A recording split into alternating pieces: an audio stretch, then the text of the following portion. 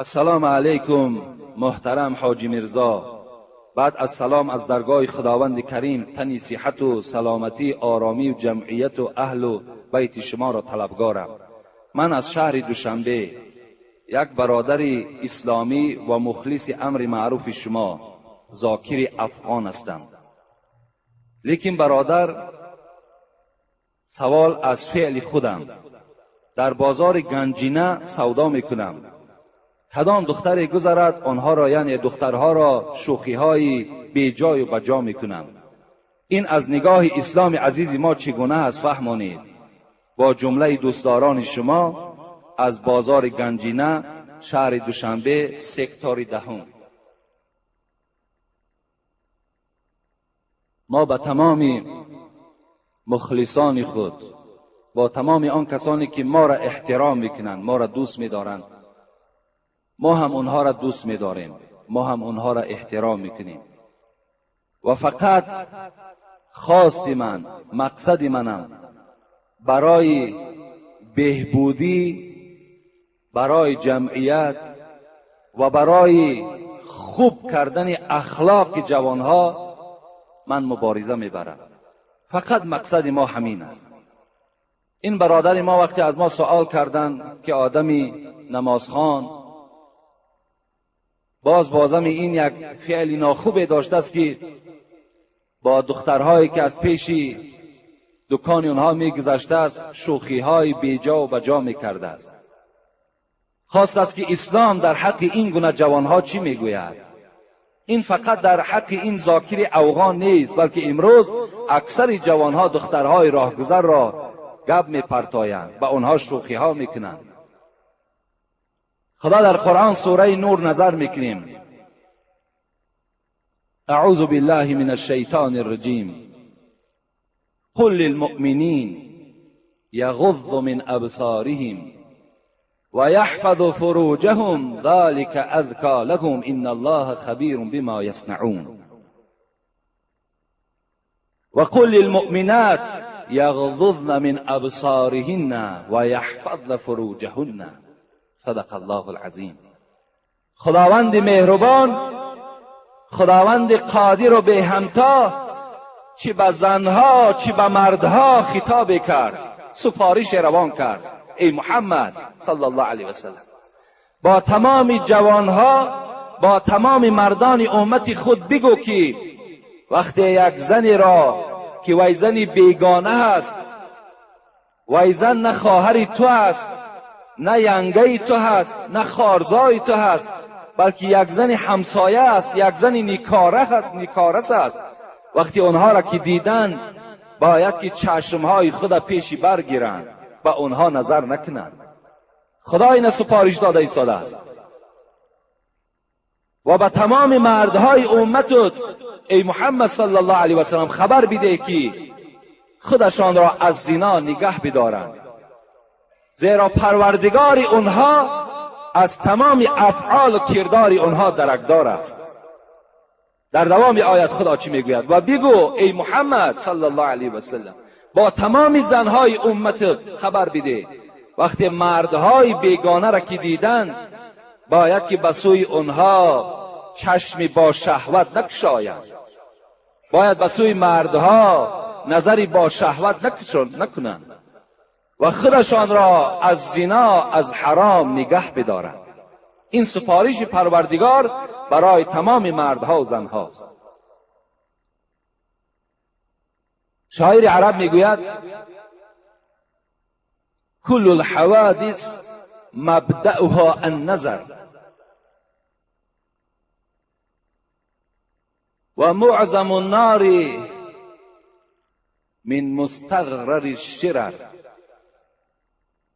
این شاعر عرب گفته است همه حادثه های روی دنیا را سرشویش مبدأش گفته همون چشمش از نظر کردن سر می شود. و حضرت تشبیه آوردند و معظم النار من مستغرر الشرر. گفتن چگونه که یک آتشی که چند قدر علنگه دارد اولی او را نظر کنید چند قدر خورد است، یک آتشی خورده که هست، وقتی وی بالای او که گذاشته می شود وی به علاوه خیلی کلان مبدل می شود. یعنی این نظر اول یک چیز خیلی خورده هست که باز شاعر عرب چی میگوید؟ در اساس همین میگوید نظرتون فابتسامتون فسلام و کلام و موعد فلقا. حضرت گفتن سرشوی زنا گفتن اول از نظر سر میشود، یکم نظر میکنی، دوم فابتسامتون، دوم نظر کردن، وقتی نظر کردی به سوی تبسم میکنی، سوم فسلامون، بعد تبسم کردن با او با سلام میکنی، فکلامون، چهارمش چی است؟ بعد سخنرانی تان سر میشود، فموعدون، پنجمش گفت بعد جای موعد اعلان میشود به فلان جا را بیا، ششم فلقا، بعد شما با یکدیگر میرسین. اولی سرچشمش چی بود؟ نظرتون، نظر کردن. از نظر کردن سر شد. رسول اکرم حضرت علی را چی گفتند؟ لا تتبع النظرة النظر فإن لك الأولى وليس لك الآخر. علی گفتند یک بار که چشم تو با این زنها میگذرد، در یک بار خدا تو را محاسبه نمی کند، خدا تو را عقاب نمی کند، خدا تو را عذاب نمی دهد. وقتی یکم بار یک بار نگاه میکنی، ولیس لک الاخر، لیکن علی بدان که دویم بار وقتی نگاه کردی این دومش به ضرر توست. یک بار نگاه کردی ضرری ندارد، زیرا وی فوق‌العاده شد، نافهمیده شد، لیکن دویم بار از روی شهوت وقتی نظر کردی الکه اینش به ضرر تو حل می شود. جوان عزیز، از این شوخی های بیجا دور باش. یک قصه به یادم آمد، میگوید یک جوان نزد رسول اکرم آمدند و گفتند ای حبیب خدا، همینجا یک تکلیفی شده است، باور کن خودمونم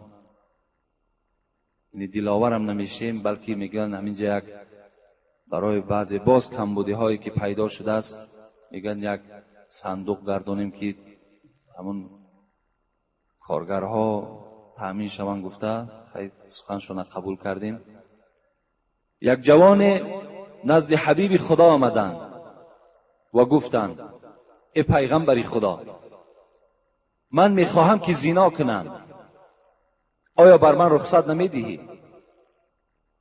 یاران پیغمبر که در اطراف پیغمبر نشسته بودند میگوید بی نهایت غضبناک شدند، گفتند این پیغمبر خدا را مسخره میکند. وای نمیداند که پیغمبر خدا دائما به ضد زنا از آیه های کریمه صحبت میکند. میگه رسول اکرم که بسیار آدمی با صبر و مهربان بودند چیکار کردند؟ در حال جوان را گفتند نزد من نشین، گفتند نشست. گفت ای جوان، گفتند زنا میخواهی؟ گفت بله زنا میخواهم. گفت آیا میخواهی که با مادر تو کسی زنا کند؟ گفت نه ای پیغمبر خدا نمیخواهم. گفت میخواهی که با زن تو کسی زنا کند؟ گفت نمیخواهم. گفت میخواهی که با اپی تو کسی زنا کند؟ گفت نه نمیخواهم. میخواهی با خواهری تو کسی استراحت کند؟ گفت نه نمیخواهم. با خاله و با عمت میخواهی کسی استراحت کند؟ گفت نه نمیخواهم. گفت پس ای دادر عزیز، ای جوان عزیز، یقین دان که آن زنی که با تو استراحت میکند وی هم یا زن یا مادر یا دختری کدام برادری تو هست. این جوان میگد از جای خود خیست، گفت پیغمبری خدا در حق من دعا کن. رسول اکرم 3 دعا کردند. پروردگارا فرج این جوان را از زنا نگه بدار. پروردگارا دل این جوان را صاف و مجلا بگردان. پروردگارا گناهان این جوان مغفرت بگردان. آمین یا رب العالمین کردند. جوان از جای خود خیز گفت به خدا قسم در روی زمین از محمد دیده دیگر رفیقی ندارم، از محمد دیده دیگر محبوبی ندارم، به جز دوستی من فقط و فقط محمد است، من وی را دوست می‌دارم. این جوان از پیش رسول اکرم فارغ شده.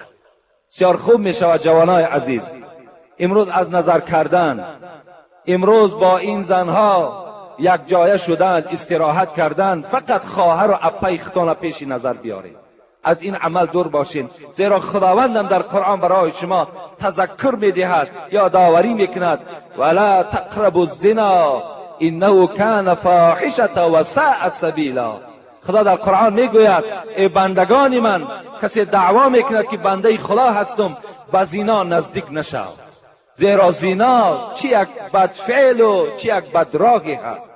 شما وقتی اگر زناکار شوین جوانای عزیز، دیگر شما حیات شیرین نمیبینید، شما دیگر با زنتان معامله خوب کرده نمیتانید، دیگر زنتان دوست نمیدارید، برای شما ان دخترهای کوچه محبوبتر میشود، شما دیگر با یک زن زندگی کرده نمیتانید، بلکه در حال روز به روز طلاق تو زیاد شدن میگیرد.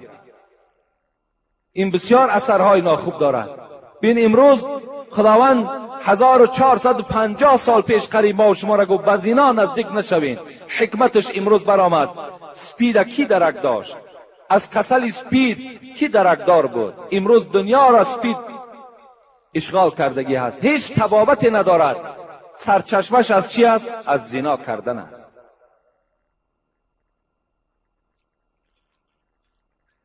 درود و رحمت خدا بر شما باد ای برادر عزیز و داملای شیرین بیان حاجی میرزا. سوال: آیا نام اساسی ابو هریره چی بود و چرا او را ابو هریره میگویند؟ ابو هریره که ما به نهایت نام این حضرت را زیاد میگیریم، نام اساسیش در زمانهای جاهلیت میگوید عبدالشمس نام داشت.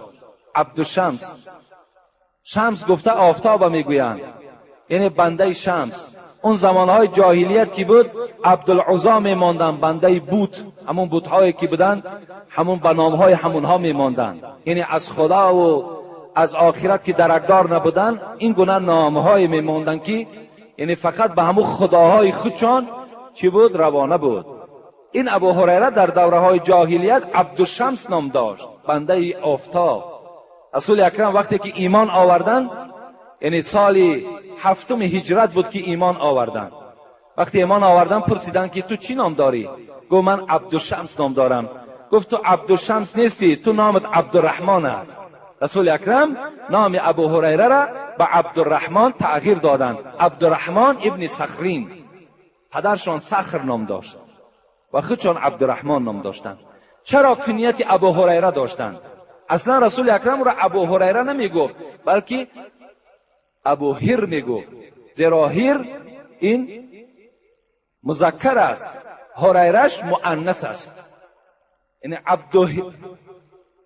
ابو هر گفته فریاد میزد. کسی ابو هریرهش میگفت که مرا پیغمبری خدا ابو هر گفتند، از این خاطر ابو هر گوید مرا.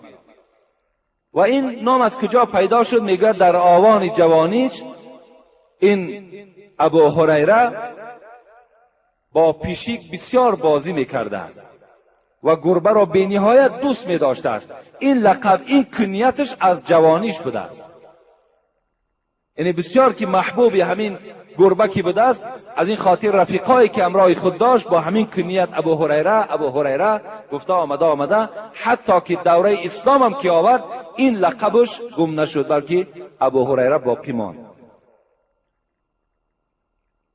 ابو هریره یکی از نفرهایی هست که ابن جوزی میگوید که در بین تمام صحابه ها یگانه ابو هریره حدیث زیاد حفظ میدانست و روایت کرده است. 5374 حدیث را ابو هریره روایت کردگی است. همه این از زیاد میدانستند. میگوید که سبب بسیار دانستن این حدیث های من در چی سبب بود؟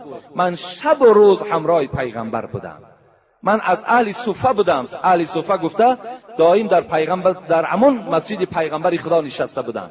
اونها هیچگاه از مسجد جدا نمی شدند. هر صدقه که به پیغمبر که می آمد، رسول اکرم که صدقه را که نمی خورد به اهل صفه می داد. یعنی امان ابو هریره شون همراه چند شیخای دیگر که 40 یا 45 تا 70 می گویند بودن، همون شیر را چکار میکردن؟ میخوردن. از سبب دانستن من میگوید زیاد حدیث این است که با پیغمبری خدا بودم، من کار دنیا نمیکردم. دیگر سببش این بود که ابو هریره نه زن داشت نه فرزند، بی زن و بی فرزند بودن. چنان حضرت محب پیغمبر بودن که میگوید چنان پیغمبر را دوست میداشتم که در رگ و در خونم محبتش چسبیده بود. از چهره پیغمبر میگوید هیچگاه سیر نمیکردم. 1 ساعت از پیغمبر جدا میشدم گویا که قیامت بر بالای من آمده باشد. نمیتونستم از پیغمبر جدا شدم. هر روز وظیفه میگد این بود که 12,000 بار استغفر الله میگفتم. 12,000 بار. یک رشته دراز داشت، میگوید که 1000 گره داشت، مثل تسبیح های امروزه ما و شما. استغفر الله استغفر الله استغفر الله میگفتن. پروردگارا به سوی تو توبه کردیم، به سوی تو توبه کردیم. شب میگوید آن شب برای من حرام بود که اگر با این رشته خود 1000 بار سبحان الله نمیگفتم. پاک هستی تو ای پروردگار. پاکی پروردگار را میگفتم، بعدا سرم میماندم خواب میکردم. این گونه محبوب خدا بودن. انا همین است سببهای ابو هریره بودنش. میگوید یک مادری سال خورده داشتن، بسیار مادر پیرانسال بود. چند بار دعوت میکردن، اسلام نمی آورد. باری میگوید ابو هریره میگوید وقتی دعوت کردم که مادر اسلام بیار، با محمد صلی الله علیه و سلم پیرو شو، میگوید چنان یک سخن ناسزای در حق محمد گفت که دیگر طاقت نکردم. از جایم خیستم، گریان به نزد رسول اکرم آمدم. گفتم ای پیغمبر، اگر دیگر نفر این سخن را میگفت برو پاره پاره میکردم، لیکن مادری من در شأن تو چنان سخن قبیحی گفت که من دیگر طاقت کردن نتانستم. خانه رو ترک کردم. یا در حقش دعا میکنی خدا هدایتش کند، یا دیگر اون خانه من نمیرم. رسول اکرم دست برداشتم، گفتم پروردگارا مادر ابو هریره را اسلام عزت ببخش. آمین گفتند.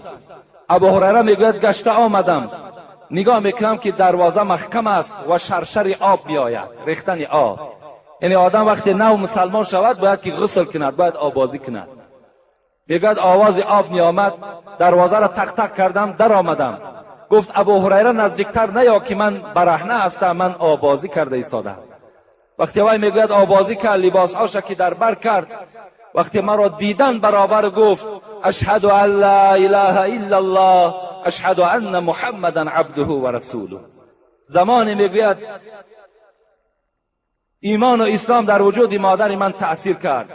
در پیش مادر میگه چگونه که یک لحظه پیش از سخن قبیح او گریه میکردم، این زمان چنان یک اشک شادی از چشم میریخت که گویا که فرزند من از دنیا گذشته باشد. اینقدر گریه مرا میگه فرا گرفت و دستی مادر ما گرفته و نزد حبیب خدا آمدم. گفتم پیغمبر خدا بشارت باد که مادر ابو هریره ایمان آورد. دست برداشت گفت پروردگارا محبت ابو هریره، مادر ابو هریره را و فرزند او را در دل تمام امتان من محبتش را جایگیر کن. گفته و آمین کردند. امروز تمام دنیا مادر ابو هریره و خود ابو هریره را دوست می‌دارند و احترام میکنند.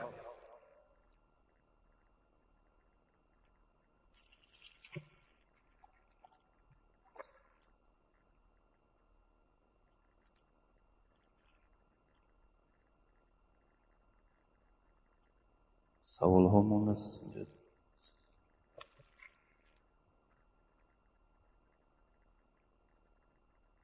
السلام علیکم اکای حاجی داملا عزیز و محترم. ما یک گروه اخلاصمندان شما از ناحیه کلخوزآباد، اول از خدای متعال برای شما تنصیحتی و سلامتی نیک و حفظ شما و شما بر اینها را از کل بدخواهان میخواهیم. آمین. بعدا ثبت‌های شما را بر دوام به صبرانه انتظاریم. اکای داملا ما در کسیت 49 شما را در باب نکاح درباره بعض چیزها فهمیدیم. من گفتنیم که من از ناحیه آرجانکیزآباد زنگ گرفتم. در عین نکاح در پشت من سوزن سخت میکردند. اگر این عمل ناجایز باشد من از سر اینو نکاح کنم یا نه؟ با احترام مخلص شما، این سوزن زدنم یک نوع بدعت است، یک نوع خرافات ها هستند. اینا از اسلام ما نیستند، مگر که اینا عرف و عادت همین مردم ما شدند که در پشت همان بچه را که نکاح میکنید سوزن میزنید. این هم هیچ معنی ندارد. نکردن هزارها بار افضل و بهتر است، لیکن این برادر در نکاحش ضرر زیان نه آمده است. یعنی این باید از سر نکاح نکند، بلکه امروز مادامی که دانست و فهمید بر دیگر برادرهایش تبلیغ کند که این عمل عملی نادرست است. باید که ما این عمل را ترک کنیم. اکای داملا التماس با این سوالهای من باز جواب گویید. بعضی آدمان 4 رکعت سنت پیشین را در خانه میخوانند و 4 رکعت فرض را در مسجد خوانده، بعدا باز 2 رکعت سنت را در خانه میخوانند. همین آدمانی که همین خیل نماز میخوانند خانهشان از مسجد 300-400 متر دور میباشد، آیا این عمل درست است یا نه؟ البته اگر سنت ها را ما و شما در خانه خوانیم خودش سنت است، زیرا رسول اکرم حدیث های مبارکش است که شما خانه هاتان به قبرستان مبدل نکنید. مقصد که یعنی در خانه هاتان نمازهای سنت خوانید، نمازهای نافله را در خانه خوانید و آمده فرض در نماز در مسجد جماعت کنید. این حدیث پیغمبر خداست. اگر مبادایی که کدام برادری که در مسجد هم که اگر سنت چه خواند این غلط هم نیست، این نادرست هم نیست، لیکن اگر رفته و در خانش هم که خواند این افضل تر است و یا باید ما و شما ملامت نکنیم. این خوب است. شما میتونین حتی در همین مسئله های فقه حنفی، اینا مثلا گوری میری را تماشا کنین، میگوید که سنت بامداد باید در خانه خوانده شود.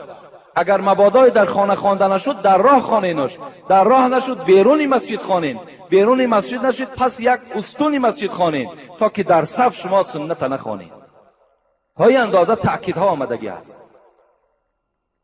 یعنی در خانه ما و شما نماز که خوانیم تمام جین و دیگرها از خانه ما و شما دور می شود با سبب نماز خواندن ما و شما. تقدیر چیست؟ انشاءالله اینجا تقدیر در سوال کردن، من جمعه آینده در باب تقدیر با شما صحبت میکنم. 4، ختم خوجه چی درجه دارد و ختم قرآن چی درجه دارد؟ یعنی بغیر تقدیر 4 سوال کردن، 3 سوالش جواب میگیم. سوال یک سوالش که در باب تقدیر است، جمعه آینده انشاءالله من جوابش میگم. ختم خوجه و ختم قرآن، البته ختم قرآن از ختم خوجه دیده افضلتر و بهترتر است. ختم خوجه را خدا رحمت کند استاد ما بابای ملا شریف که همه شما میشناسید، امون حضرت در همین محله ما ختم خوجه نمیکردند، مرحمت همون سفیدای محله وجود دارند. میگو مادامی که همین ختمه که بجا آوردن نمیتوانند و برای ختم خوجه که مردم زیاد در کار است و مردم سوره علم نشرح را نمیدانند، سوره قل هو الله را درست خواندن، سوره اخلاص را درست خواندن نمیتوانند، از این خاطر یک نفر آدم همین سوره تبارک خواند، 3 بار دیگه از پسش سوره اخلاص خواند، دعا کند، بس کفایت میکند. این افضلتر است میگفتند. از این خاطر ما هم که پیروای ایشان هستیم، شاگردای ایشان هستیم و در همه جا میگویم که ختم همین سوره تبارک خوانین، 3 بار سوره اخلاص خوانین، این بهتر افضلتر است. همین هم شخص خواند که قرآن گذراندگی باشد. آدمی قرآن ناگذرانده باشد و چی خود گناهکار می شود چی شنونده ها گناهکار می شود. السلام علیکم محترم حاجی مرزا، ما یک گروه مخلصان شما که در شهر دوشنبه استقامت میکنیم و در بازار کاروان و تجارت مشغولیم. در نزد ما یک جوانی کسیت فروش است و هرگاه که ثبت آواز شما را میگذارد ما خیلی شاد میشویم و در حق شما بهترین خوشی های دنیا و آخرت را آرزو کرده از شما 2 سوال میکنم. التماس با سوال من جواب گویید. گبناز از نظر اسلام، گبناز این سحر است، سحر در اسلام حرام است. گوید که عروس قرآن کدام سوره هست؟ با احترام یک گروه صاحبکاران از بازار کاروان در همون 4 کتاب به فکرم که عروس قرآن سوره یاسین میگفتند، لیکن برای ما و شما قرآن همش عروس است. برای ما و شما همه سوره های قرآن عروس هستند. این شرط نیست و این واجب هم نیست که ما و شما دانیم که عروسی سوره های قرآن کدام سوره هست.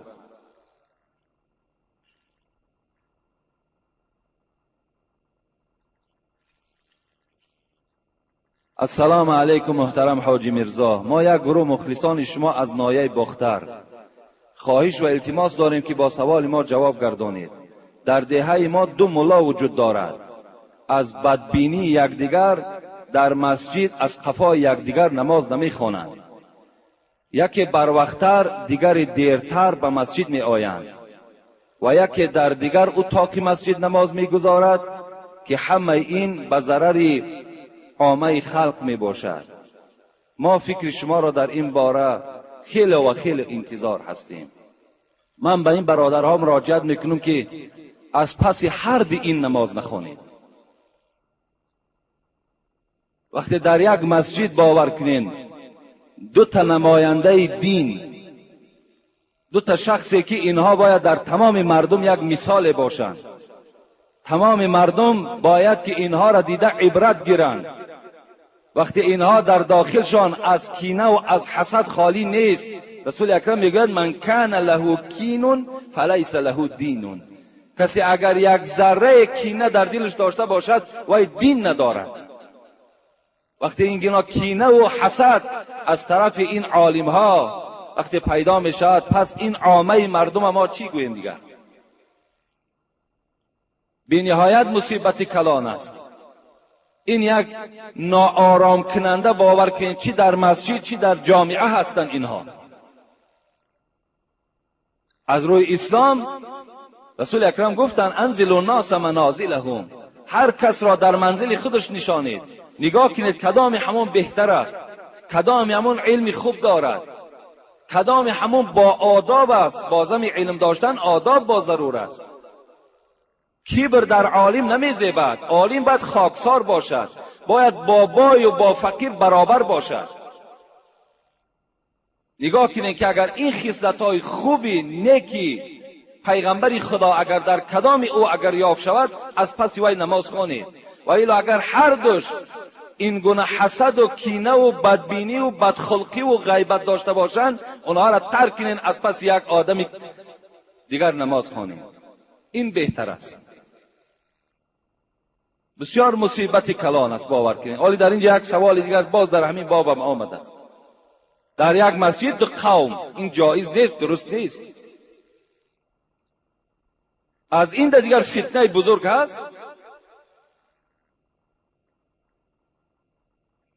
به نهایت خوب می شود که از پس هیچ کدام اونها نماز نخوانید. السلام علیکم و رحمت الله و برکاته. بابای حاجی در حق مادر ما که در بیمارخانه خواب است یک دعا کنید که خدا شفای کامل عطا کند. خدای مهربان این مادری که در شفاخانه خواب هستند خدای شفای کامل و شفای عاجل نصیب شان بگردانی. آمین یا رب العالمین.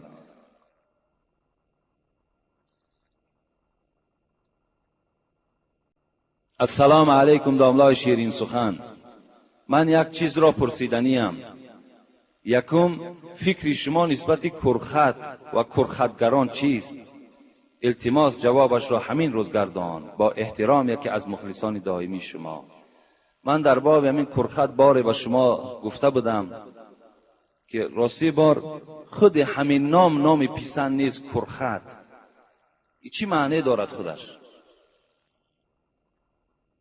از این خاطر هر یک چیزی که شما گم میکنید به همون ذاتی که خودش یابنده است به همون ذات مراجعت کنید. بهترین صورت شامل می شود که پروردگارا آن مالی که من از دست دادم تو میدانی در کجاست، در دست کیست. خدای مهربان همون مالی مرا پس بگردان. این بهترین صورتش انا همین است.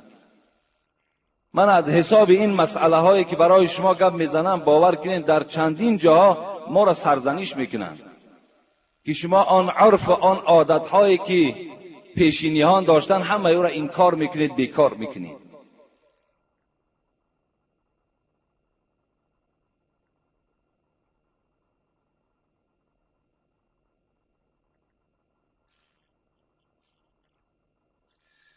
السلام علیکم داملای محترم، از شما خواهش دارم که همین سوالی مرا جوابش را گردانید که در ماه شریف رمضان خوردن تخم درست است یا نه. ایرا دائم سوال میکنند. البته درست است، در ماه رمضان خوردن تخم یگان ضرر زیانی ندارد، مگر عزیزان ما و شما را همین دلیل نادرست گفتنش هم همین بود است که اینکه از بس که خیلی قوتناکی تخم که بلند است و آدم را روزی دراز گرسنه نمیماند و انسان مشقت روزه را که کشیده نمیتواند، از این خاطر گفتن خوردن تخم نادرست است. یعنی رمضان باید که مشقت داشته باشد، رمضان باید گرسنگی داشته باشد، انسان نفسش باید به سوی طعام و به سوی آب چکار کند؟ میل داشته باشد و از ترس خدا به سوی طعام و شراب که نزدیک نمی شود. این بهترین روزه هست. لیکن وقتی انسان تخم میخورد از قسم سحر، دیگر تا بیگاه وی گرسنه نمیماند، وی حس هم نمیکند که روزدار هست یا نه. اگر شما تقوا کنین گویین که ما بلکه مثال دیگر طعام میخوریم تا که گرسنگی را حس کنیم، اینش کار شما هست. لیکن خوردن تخم در رمضان هیچ ضرر زیانی ندارد. چند دانه ای که میخورین خوردن گیرین.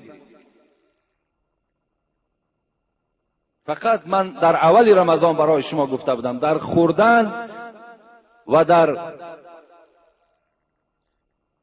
افطار کردن بسیار احتیاط داشته باشین. هر گونه طعامهای سخت و خنک در این شکمهای خالی استفاده نکنید تا که با سبب بیماری شما نشود، با سبب یگان فلاکت در وجود شما نشود. در کشادن روزه هم بسیار سراسیمه باشین. رسول اکرم گفت از احب العباد الی اعجلهم فطرا، محبوب ترین بنده به سوی من آن کسی است که روزه را تیز می شکاید، معطل نمی کند که کی ستاره ها می براید، که اینها هیچ معنی ندارند. امروز 10 تا کم 6 کشانیدن روزه است. شما میتونین در 10 تا کم 6 اول روزتون را شکایین، بعد نمازتون خوانین. حتی شما اگر در خانه ها باشین، شرایط مسجد رفتن نداشته باشین، میتونین که یگان طعام سبک خورین که تا که شما دیگر در داخل نماز هم که باشین، یعنی به سوی طعام رغبت نداشته باشین. نمازتان با چین دل، با حضور دل خوانین. در کلاب ما و شما عادت نشده است، لیکن بیرون از این در دیگر جاها همون یک چینی در یک سیوخش میگوین در همون طرف ها بگیم مثل همین آشی بریده ما و شما واری، همون را یک تشا میخورن میشکاین روزه ها شما، بعد خیسته نماز میخوانن. انا بهترین صورت شمین است که در حاضر ما و شما نماز میخوانیم، باور کنیم فقط و خیال ما به سوی کشادن روزه است. دیگر رغبتی در نماز نداریم، حضور دل در نماز نداریم، فقط همه حرکت همین است که تیزتر رفته روزه ما بشکاییم. برای بهترین صورت شمین است اول روزتان شکاییم، بعد نمازتان خوانیم. السلام علیکم و رحمت الله و برکاته. اکای حاجی مرزا، من از شما یک خواهش دارم که با این سوال من جواب گردانید. آیا موی تنه را بغیر از موی سر دیگر همه موی بدن را تراشیدن کاری بد است یا اینکه نیک؟ موی دست و پا بالای شکم. حاجی محترم، از شما خواهش دارم که با سوال من حتما جواب بگردانید که ضرور است، چون که مرا موی تنه بدن نمیخورد. من موی تنه را بد میبینم.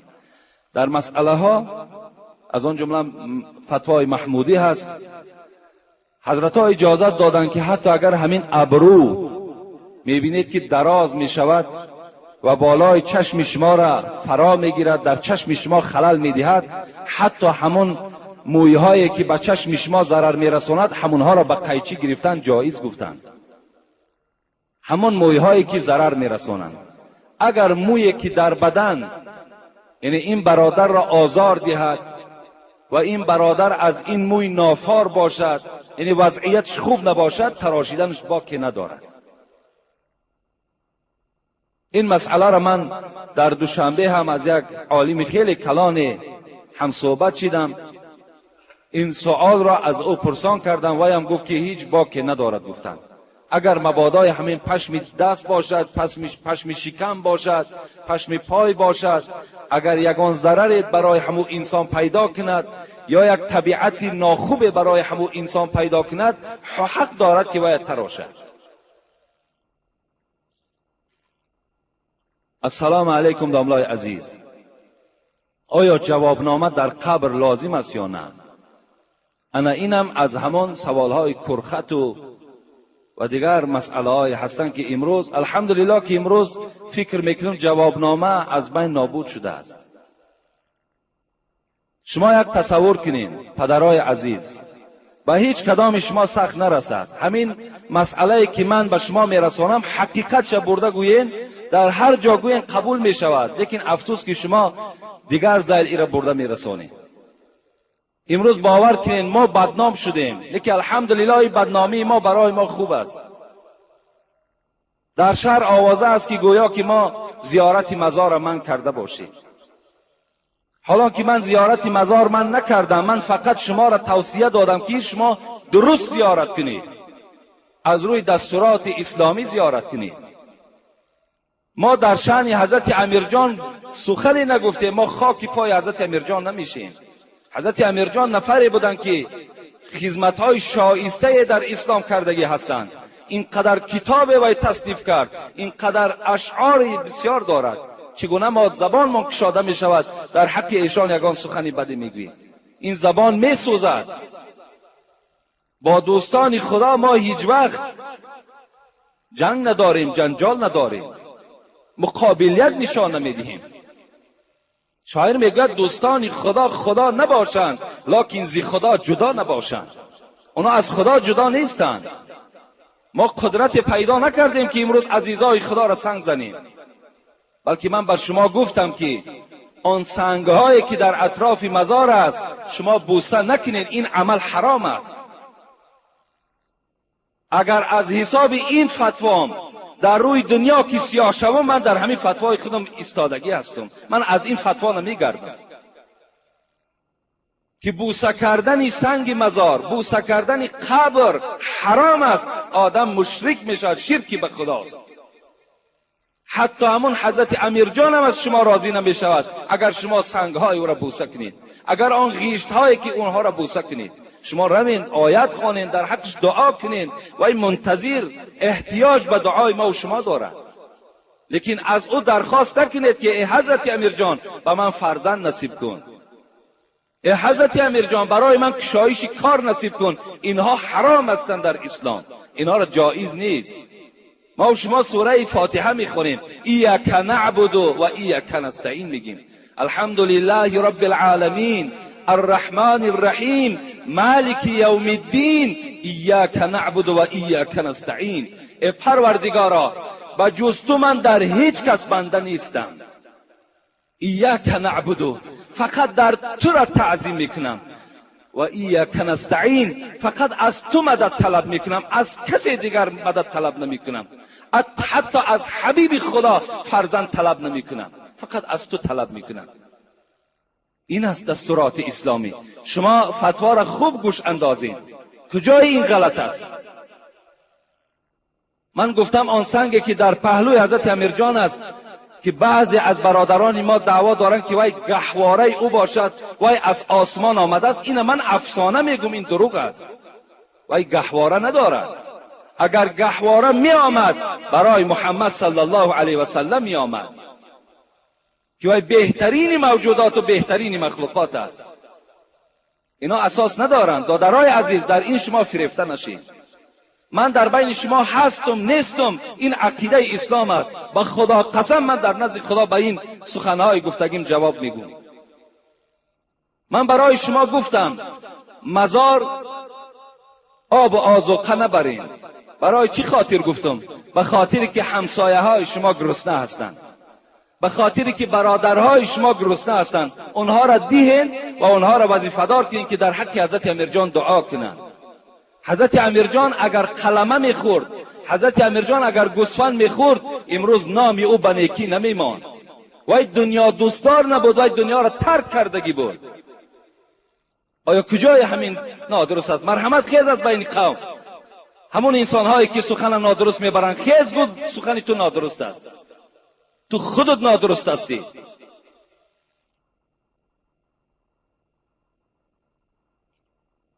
جوابنامه در قبر در این بابت در صلات مسعودی میارد که در قبرها شما جوابنامه نویسین. لیکن برادرای عزیز، هر یک مسئله باید اساس دلیل داشته باشد. امروز زمانی نیست که به ضرب کلتک و به ضرب سیاست سخن تا گذرانی، بلکه امروز زمانی آمده است که دلیل در کار است، حجت در کار است. از این خاطر ما و شما در همون کاغذک می نویسیم هنگام شب قبر چو هنگام بهار، دلتنگ مباشه در این کلبه تار. ما مهمان صاحب خانه کریم، هرگز نبود کریم مهمان آزار. در همون جوابنامه همین هم می نویسید. این چی فایده می بخشد بر همون میت شما؟ چی فایده می بخشد؟ یک انسان جنایت میکنه در همین جمهوری ما و شما، در همین شهری ما و شما جنایت کرد. آیا همون جنایتکار را عذاب میدهند یا که آدم بیگناه را؟ جنایتکار را عذاب میدهند.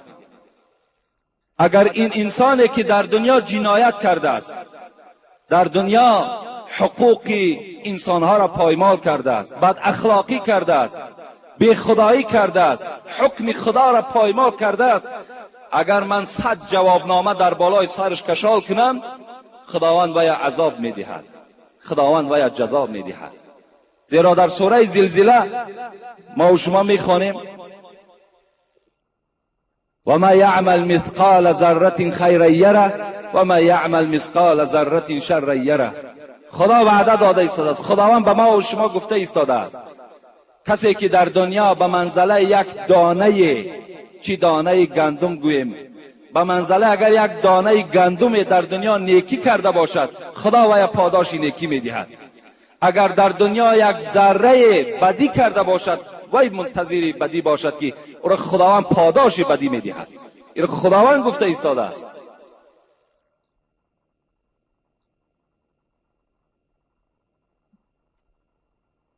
السلام علیکم دامنای محترم. یک سوالی تعجیلی دارم. سوال چنین است: دیهه ما کلان است، مسجد در یک طرف دیهه هست، در مسجد یک عوام امام هست. عوام گفته یک آدم بی سواد امام است، با کدام سببه؟ و در طرف دیگر یک عالم امام است. آیا ما در مسجد از قفای عوام خوانیم یا در قفای عالم؟ التماس جواب مکمل دهید. بر همون دیهه‌ای که این برادر نویسانده است، نخواد که آنقدر فراست و عقل نداشته باشند که عالم افضل از عوام است. خداوند در قرآن میگوید الذین اوتوا العلم درجات. ما عالم ها را درجه خاصه دادگی هستیم. ما عالم ها را درجه خاصه دادگی هستیم. یکی از دوستان خدا میگوید بین عالم و بین جاهل فرق 60 ساله اسب دوان شب روز دوان چند کیلومتر طی میکند. بین عوام و بین عالم انا همین قدر فرق است. وقتی عالم در همون مسجد باشد، چی جای دیگر از پس عوام شما نیت میکنید؟ عالم البته ارزنده هست، باید که شما از پس عالم اقتدا کنید. حتی همون امام عوامی که هست وی هم شما باید که همه کسا گوین که ای برادر عزیز، اقتدای ما از پس تو جایز نمی شود در حالتی که در بین قوم ما عالم باشد و وی خار باشد و کسی به وی اهمیت ندهد. از پس بودن او ناجایزی نماز شما را نشان می دهد.